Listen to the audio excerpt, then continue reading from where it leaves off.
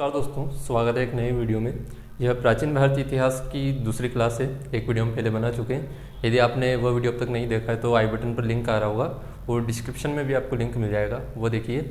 उस वीडियो में हमने भारत का नामकरण देखा, इंडिया, हिंदुस्तान और भारत किस प्रकार से हमारे देश का नाम पड़ा, और ऐतिहासिक विभाजन भी हम समझ चुके हैं। प्रागैतिहासिक, आद्य ऐतिहासिक और ऐतिहासिक काल किसे कहते हैं, बहुत अच्छी तरह से हमने समझा है। साथ ही में वहाँ हमने देखा था कि भारतीय इतिहास को जानने के स्रोत कौन कौन से हैं। आइए उन स्रोतों को ही हम कंटिन्यू करेंगे इस क्लास में। हमने देखा था प्राचीन भारतीय इतिहास को जानने के तीन प्रमुख स्रोत है। ये भारतीय इतिहास को जानने के तीन प्रमुख स्रोत है। कौन कौन से हैं? पहला है पुरातात्विक साक्ष्य, दूसरा है साहित्यिक साक्ष्य और तीसरा है विदेशियों का विवरण। उसमें आज हमारा टॉपिक रहेगा पुरातात्विक साक्ष्य, और पुरातात्विक साक्ष्य में आज हम पढ़ेंगे अभिलेख। आइए समझते हैं अभिलेखों को। अभिलेखों का अध्ययन एपिग्राफी कहलाता है, एपिग्राफी कहलाता है, और हिंदी में इसे पुरालेख शास्त्र कहते हैं। पुरालेख शास्त्र। हम अभिलेखों को दो भागों में बांटकर पढ़ेंगे ताकि हमें समझने में आसानी रहे और याद करने में भी आसानी रहे। पहला है विदेशों से प्राप्त अभिलेख, विदेशों से प्राप्त अभिलेख, और दूसरा है भारत में प्राप्त अभिलेख, भारत में प्राप्त अभिलेख। विदेशों से प्राप्त अभिलेख से क्या तात्पर्य है? विदेशों से प्राप्त ऐसे अभिलेख जिसमें कहीं ना कहीं भारतीय इतिहास की जानकारी प्राप्त होती है या भारत का किसी न किसी प्रकार से जिक्र होता है। इस प्रकार के हमें तीन अभिलेख पढ़ने हैं। पहला है बोगासकोय अभिलेख, दूसरा है मेसोपोटामिया का सुमेरी अभिलेख, और तीसरा है ईरानी शासक डेरियस प्रथम या दारा प्रथम का अभिलेख। आइए समझते हैं। सबसे पहले पहला अभिलेख बोगासकोय अभिलेख।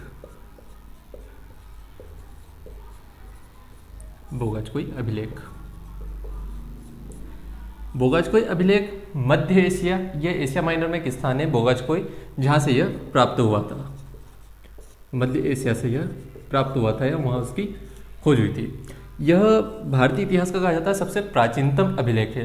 प्राचीनतम अभिलेख किस मायने में कि इसे जो कार्बन डेटिंग पद्धति होती है उसके द्वारा पता चला कि इसे लगभग 1400 ईसा पूर्व में लिखवाया गया था, और इसमें भारत की जानकारी प्राप्त होती है, इसलिए इसे भारतीय इतिहास का सबसे प्राचीन अभिलेख भी कहा जाता है।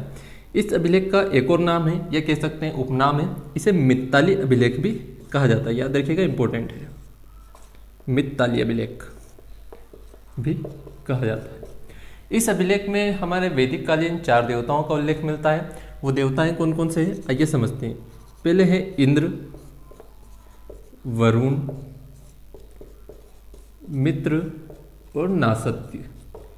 ये हमारे वैदिक कालीन देवता है, और इन देवताओं का उल्लेख बोगासकोय अभिलेख में मिलता है। इसके पीछे स्टोरी ये है कि इस क्षेत्र में 2 राजा थे जिनके बीच में युद्ध चल रहा था, और इस युद्ध का कोई परिणाम या निष्कर्ष नहीं निकल रहा था। तो इन्होंने सोचा कि हम समझौता कर लेते हैं, संधि कर लेते हैं, क्योंकि कोई परिणाम नहीं निकल रहा था। तो ये समझौता संधि कैसे करते हैं? किसी न किसी को साक्षी मानकर या शपथ लेकर आप जानते हैं कि हम सब समझौता करते हैं। तो इन दोनों राजाओं ने इन 4 वैदिक कालीन देवता है इंद्र, वरुण, मित्र और नासत्य को साक्षी मानकर समझौता किया था कि अब हम एक दूसरे के ऊपर आक्रमण नहीं करेंगे। तो यही महत्वपूर्ण फैक्ट है हमारे एग्जाम के पर्सपेक्टिव से, जो हम इंपॉर्टेंट है कि बोगासकोय अभिलेख के बारे में याद रखिएगा। अगला हमारा अभिलेख है मेसोपोटामिया का सुमेरी अभिलेख। आइए समझते हैं।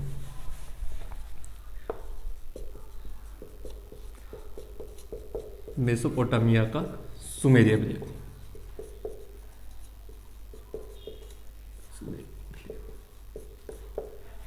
इस अभिलेख में 3 स्थानों का जिक्र होता है, जिसमें एक हमारा भारतीय प्रांत भी है, इसलिए यह इंपॉर्टेंट बन जाता है। कौन कौन से वो स्थान है? पहला है दिलमुन, दूसरा है मगन, और तीसरा है मेलुहा। मेलुहा या मेलुहा, यह उस समय के प्रचलित शब्द हैं या प्रचलित नाम है। जो वर्तमान जो दिलमुन है, यह वर्तमान में जो बहरीन द्वीप है उसके लिए प्रयोग किया जाता था। मगन शब्द का प्रयोग वर्तमान ओमान देश के लिए किया जाता है।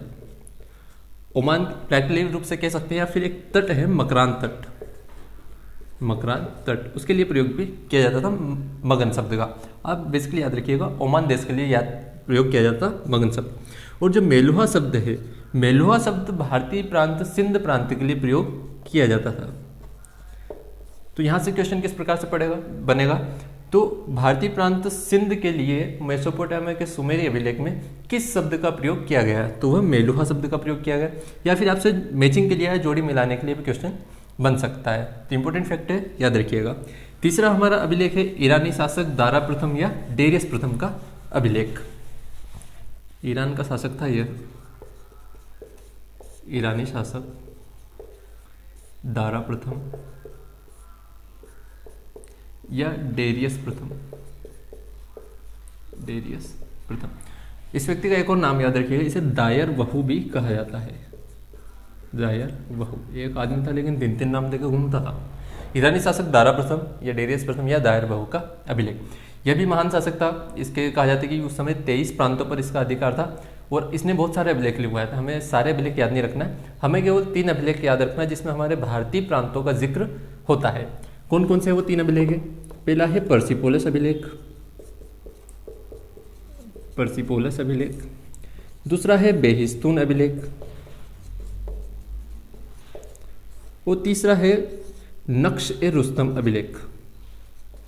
नक्श ए रुस्तम अभिलेख। पर्सिपोलस अभिलेख में एक शब्द का प्रयोग होता है हिंदू शब्द, और इस हिंदू शब्द का प्रयोग किया जाता था उस समय के हमारे सिंध प्रांत के लिए। आप सभी जानते हैं कि ईरानी जो लोग थे वो श का उच्चारण ह के रूप में करते थे, तो हिंदू शब्द का उल्लेख मिलता है जिसका प्रयोग किया जाता था सिंध प्रांत के लिए। दूसरा अभिलेख है बेहिस्तून अभिलेख। इसमें भी गदर शब्द का उल्लेख मिलता है। गदर भैया ये सनी देओल वाली मूवी नहीं है, शब्द है। तो गदर शब्द का प्रयोग किया जाता है, उल्लेख मिलता है, और इस शब्द का प्रयोग हमारे जो वर्तमान कांधार प्रांत के लिए किया जाता है। कांधार अफगानिस्तान में, उस प्रांत के लिए प्रयोग किया जाता था गदर शब्द का। नक्श ए रुस्तम अभिलेख में भी एक शब्द का उल्लेख मिलता है शतगु, और इस शब्द का प्रयोग उस समय के पंजाब प्रांत के लिए किया जाता था। पंजाब या सतगु या सप्त सिंधु प्रदेश, वही पंजाब वाला क्षेत्र। तो यह था ईरानी शासक डेरियस प्रथम या दारा प्रथम का अभिलेख। कौन कौन से हैं? 3 अभिलेख याद रखने, पर्सिपोलस अभिलेख, बेहिस्तून अभिलेख और नक्श ए रुस्तम अभिलेख। किन किन प्रांतों का उल्लेख मिलता है? तो सिंध प्रांत के लिए किस शब्द का प्रयोग किया गया? हिंदू। कांधार के लिए गदर, और पंजाब प्रांत के लिए शतगु शब्द का प्रयोग किया गया। तो यह थे विदेशों से प्राप्त अभिलेख, जो कि हमारे एग्जाम के लिए इंपॉर्टेंट है। अब हम समझेंगे भारत में प्राप्त अभिलेख या भारतीय अभिलेख, जिनसे भारतीय इतिहास की विस्तृत जानकारी हमें प्राप्त होती है। भारत में प्राप्त अभिलेख की बात करने से पहले हम सबसे पहले बात करेंगे अशोक के बारे में। सम्राट अशोक, क्योंकि सम्राट अशोक ही वह पहले व्यक्ति थे जिन्होंने भारत में अभिलेख लिखवाना प्रारंभ किया, या सही मायने में कहे तो अभिलेख लिखवाने की प्रथा का जो प्रारंभ है वही अशोक ने किया था। तो यहाँ से 1 नंबर का क्वेश्चन बन गया कि भारत में अभिलेख लिखवाने की परंपरा का प्रारंभ किसने किया? तो वह अशोक ने किया था। तो अशोक ने अभिलेख लिखवाने की प्रथा प्रारंभ करी। अब इन्होंने प्रथा प्रारंभ कर दी तो किसी न किसी से प्रभावित होकर, इंस्पायर होकर ही करेंगे। तो अशोक ने यह प्रथा प्रारंभ करी थी ईरानियों से सीखकर या ईरानियों से प्रभावित होकर, क्योंकि ईरानी शासक अभी हमने देखा डेरियस प्रथम ने बहुत सारे अभिलेख लिखवाए थे। तो इन्होंने यह प्रथा ईरानियों से प्रभावित होकर प्रारंभ की। ईरानियों से प्रभावित होकर प्रारंभ की। जैसे 2 नंबर का क्वेश्चन हमारा कंप्लीट हो गया। अब अशोक के अभिलेख के बारे में सबसे महत्वपूर्ण फैक्ट कि अशोक का अभिलेख खोजा किसने भैया? तो अशोक का अभिलेख सर्वप्रथम 1750 ईस्वी में एक व्यक्ति था टी फेंथ हेलर। टी फेंथ हेलर इसने खोजा, और इसके द्वारा खोजा गया अभिलेख था दिल्ली मेरठ अभिलेख। याद रखिएगा, ये अभिलेख का नाम है दिल्ली मेरठ अभिलेख। सर्वप्रथम खोज हो रही है 1750 ईस्वी में, किसके द्वारा? टी फेंथ हेलर के द्वारा। और टी फेंथ हेलर ने कौन सा अभिलेख खोजा था? दिल्ली मेरठ अभिलेख। अब इसने अभिलेख खोज लिया था लेकिन ये पढ़ नहीं पाया था। तो जो पढ़ने में सफलता प्राप्त करी थी वह करी थी 1837 ईस्वी में। एक व्यक्ति था जेम्स प्रिंसेप। जेम्स प्रिंसेप, इस व्यक्ति ने सर्वप्रथम अशोक के शिलालेखों को पढ़ने में सफलता प्राप्त करी, और इसके द्वारा जो पढ़ा गया अभिलेख था वह था दिल्ली टोपरा अभिलेख। दिल्ली टोपरा अभिलेख। तो यह तो बच्चों को मालूम है कि टी फेंथ हेलर ने अशोक के शिलालेख खोज करी, पढ़ा किसने? जेम्स प्रिंसेप ने। लेकिन आप यह भी याद रखिएगा कि जो पहला खोजा गया अभिलेख था वो दिल्ली मेरठ अभिलेख था, और जो पहला पढ़ा गया अभिलेख था वो था दिल्ली टोपरा अभिलेख। अच्छा, पढ़ने में कठिनाई क्यों हुई? क्योंकि अशोक के शिलालेखों की जो भाषा है वो भाषा है प्राकृत, और इसने अपने अभिलेखों में कई लिपियों का प्रयोग किया। मुख्यतः 4 लिपियां याद रखिएगा। कौन कौन सी लिपि है? लिपि यह है ब्राह्मी, खरोष्ठी, ग्रीक या इसे यूनानी भी कहा जाता है, व अरमाइक।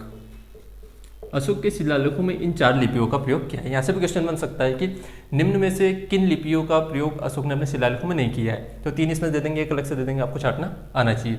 लिपि आप समझते होंगे, किसी भी भाषा को लिखने का जो स्टाइल होता है वही लिपि के लफ्ज। जैसे हमारी हिंदी भाषा है, हिंदी भाषा को किस लिपि में लिखा जाता है? तो आपको पता होगा देवनागरी में लिखा जाता है। और भाषा कौन सी थी? प्राकृत भाषा थी।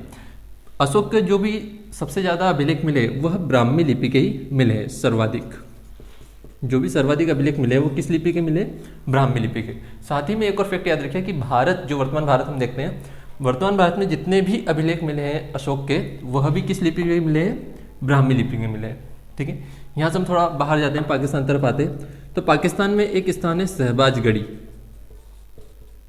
शहबाजगढ़ी, और एक और नाम याद रखिए मानशहरा। मानशहरा पाकिस्तान के शहर हैं, ये नगर है।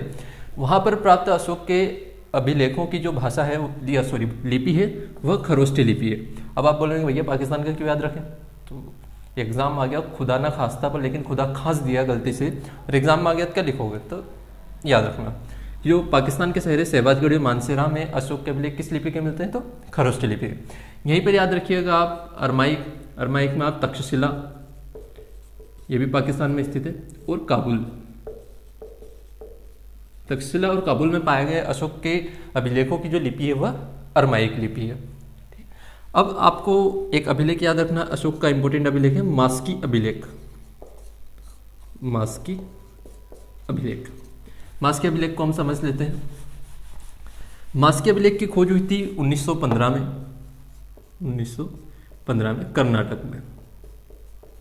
वो इसकी खोज करी थी बिडेन ने। ये भैया अमेरिका वाले जो बिडेन नहीं है, ये बिडेन अलग है। मास्की अभिलेख में अशोक का नाम अशोक मिलता है। अब आपका दिमाग खराब हो रहा होगा कि अशोक का नाम अशोक ही था भैया, तो अशोक ही तो मिलेगा। लेकिन यहाँ पर एक फैक्ट याद रखिए कि अशोक ने अपने शिलालेख लिखवाते समय अपना जो वास्तविक नाम अशोक का प्रयोग बहुत कम किया है और अपनी उपाधियाँ, उपनामों का प्रयोग अधिक किया है। और उन सभी उपाधियों में सबसे प्रसिद्ध जो उपाधि है वह है देवनाम प्रियदर्शी। देवनाम प्रियदर्शी अशोक, प्रियदर्शी, यह सबसे इंपॉर्टेंट उपाधि है, सबसे फेमस उपाधि है। तो मास्की अभिलेख के बारे में प्रमुख फैक्ट, मास्की अभिलेख खोज कब हुई? 1915 में हुई। कहाँ हुई? कर्नाटक में हुई। किसने करी? बिडेन ने करी। इसके बारे में महत्वपूर्ण फैक्ट क्या है कि इस अभिलेख में अशोक का नाम अशोक मिलता है। दूसरा अभिलेख याद रखिएगा आप, गुर्जरा अभिलेख, दतिया मध्य प्रदेश में जो मिला है, गुर्जरा अभिलेख। इसकी खोज कब हुई थी? इसकी खोज हुई थी 1920 ईस्वी में। कहाँ पर है ये? दतिया मध्य प्रदेश में, दतिया मध्य प्रदेश। इस अभिलेख में अशोक का नाम देव नाम प्रियदर्शी अशोक मिलता है, जो कि अभी हमने समझा कि उसकी सबसे प्रिय उपाधि है, सबसे फेमस उपाधि थी। तो गुर्जरा अभिलेख में अशोक का नाम देव नाम प्रियदर्शी मिलता है, देवनाम प्रियदर्शी मिलता है। तो गुर्जरा अभिलेख कब खोज हुई? 1920 में हुई। कहाँ पर हुई? दतिया मध्य प्रदेश में। इसके बारे में महत्वपूर्ण बात क्या है कि इसमें अशोक का नाम देवनाम प्रियदर्शी मिलता है। यहीं पर मध्य प्रदेश में एक और रूपनाथ शिलालेख है, वो भी याद रखिएगा आप। रूपनाथ शिलालेख क्वेश्चन बन जाता है कभी कभी एक मध्य प्रदेश के एग्जाम में। तो रूपनाथ शिलालेख यह भी अशोक का शिलालेख है, यह अभिलेख है। यह कहाँ स्थित है? तो यह जबलपुर में स्थित है, ये जबलपुर में स्थित है। यहीं पर अशोक ने, आप जानते होंगे कि इनके जो दरबारी विद्वान रहते थे वही इनकी ख्याति वगैरह लिखा करते थे और इनके बारे में बताया करते थे कि महान शासक है, ऐसा विषय है। लेकिन एक स्तंभ लेख देखने को मिलता है हमें, भाब्रू स्तंभ लेख। भाब्रू स्तंभ लेख बहुत इंपॉर्टेंट फैक्ट है, याद रखिएगा। भाब्रू अभिलेख एकमात्र ऐसा स्तंभ लेख है जिसमें अशोक ने स्वयं को मगध का शासक बताया है। अशोक ने स्वयं को मगध का शासक बताया, मगध का शासक बताया। नॉर्मली इनके जो विद्वान वगैरह रहते हैं वही इनके बारे में लिखा करते हैं, लेकिन ये एकमात्र स्तंभ लेख है जिसमें अशोक ने स्वयं को मगध का शासक बताया है। देखिए ये अशोक के अभिलेख हो गए, इनको पढ़ भी लिया गया जेम्स प्रिंसेप के द्वारा। अब इनका प्रकाशन किया जाएगा अखबारों में और प्रकाशन का श्रेय दिया जाएगा अलेक्जेंडर कनिंघम को। अलेक्जेंडर कनिंघम को। अलेक्जेंडर कनिंघम के बारे में आप जानते होंगे, हड़प्पा सभ्यता की स्टार्टिंग में आप ये पढ़ते हैं कि जो 1861 में भारतीय पुरातत्व सर्वेक्षण विभाग बना था, उसके पहले महानिरीक्षक बने थे अलेक्जेंडर कनिंघम, और इन्हें भारतीय पुरातत्व विभाग का जनक या पिता कहा जाता है।